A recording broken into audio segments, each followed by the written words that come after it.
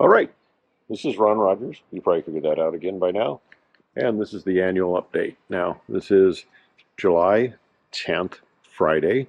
And I didn't get an update yesterday on it because I screwed up my knee after walking all over Europe for 3 weeks, cobblestones, unequal paths. I come back, get on the treadmill, and I couldn't hardly walk yesterday. So I'm not going to be flying anything too soon, which for a number of reasons, but not alone my knee. But the nice thing is they got the cylinders back on. This is the guy right here. So I got a new cylinder.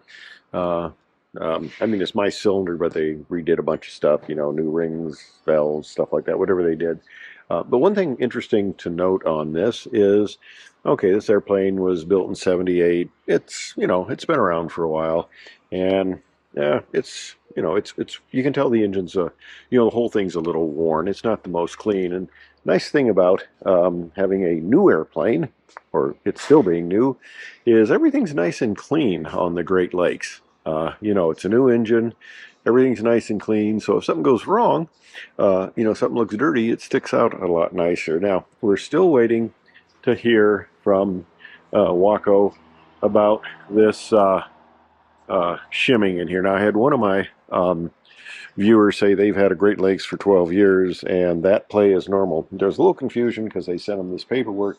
They thought the issue was with a lateral shim they were talking about, so they got a call in, and yeah, it's got a little bit, but there are shims in there, and I don't know why they'd think that had disappeared for some reason, because it hadn't. So they still got a call about this vertical, but like I said, I had one of my viewers say, well, they've had it for 12 years that way, and it's not a problem. And so, okay, usually it's the this movement, when the up and down movement gets loose like that, that's where you can get into flutter. I don't know that if you get it so much from the hinge, and of course you can get fluttered at any speed, you know, but you like things to be reasonably tight, so you don't have that issue. But it should be, as soon as they get that issue figured out, with the if they need a shim or not, they should get that resolved. So this will be back soon. I want to go flying with it next week. We're getting up close to Oshkosh here, and I want to get a flight in. My son is going to be visiting. We're going up to Oshkosh together. So he's going to come up, and hopefully we can get a flight in this if we have time before we go up and back to, you know, what is like a religious event for pilots. That's Oshkosh. So 2 airplanes in for annuals at the same time. This guy's getting back together. Oxygen tank's getting back in. And they just have to do some inspections. And the mechanic doesn't quite like the way this one hose fits on this, and he's going to work on that a little bit.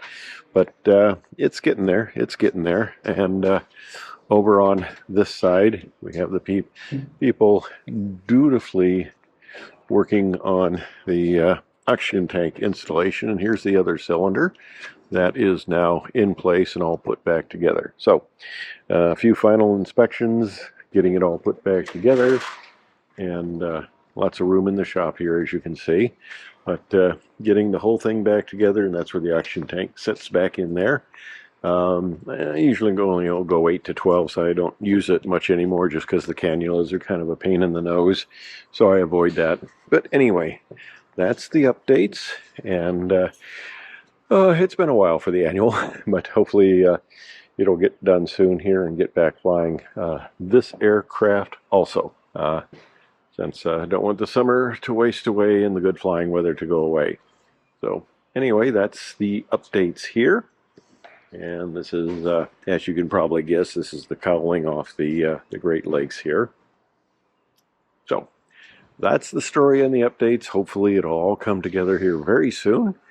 And we'll be back flying. Thanks for watching.